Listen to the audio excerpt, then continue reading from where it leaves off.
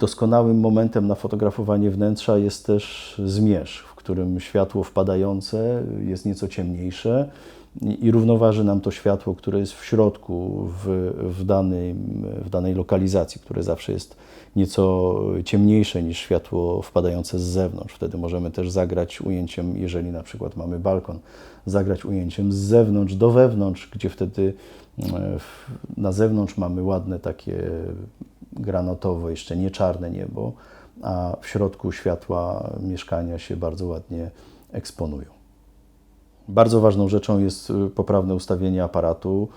Pamiętajmy, że fotografując wnętrza, linie, czyli ścian, mebli, muszą być pionowe i poziome. Pracujemy raczej na domkniętych przysłonach, na dużej głębi ostrości, bo to jest bardzo ważny aspekt, żeby de facto wszystkie plany były ostre.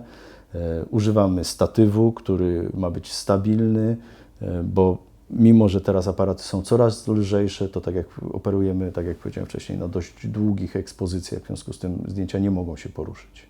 Wchodząc do wnętrza, które mamy sfotografować, musimy bardzo dokładnie się mu przyjrzeć, musimy jakby pousuwać wszystkie zbędne elementy. Oczywiście trzeba też pamiętać o tym, że projektant umieścił we wnętrzu elementy tego wnętrza z rozmysłem, tak? W związku z tym nie możemy mu poprzestawiać całego mieszkania na swoją modłę, tak? Bo to raczej my też przekazujemy przez swój obrazek, przekazujemy myśl projektanta.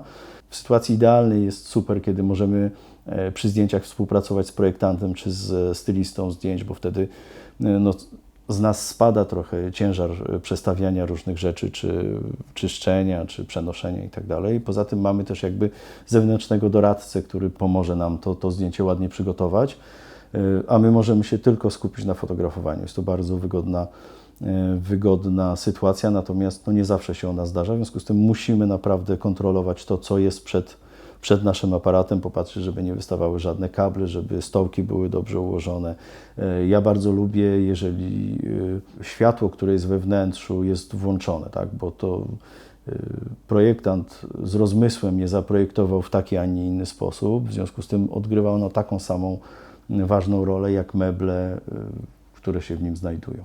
Dzisiaj zdecydowałem się użyć do fotografowania obiektywu IRIX o ogniskowej 11 mm.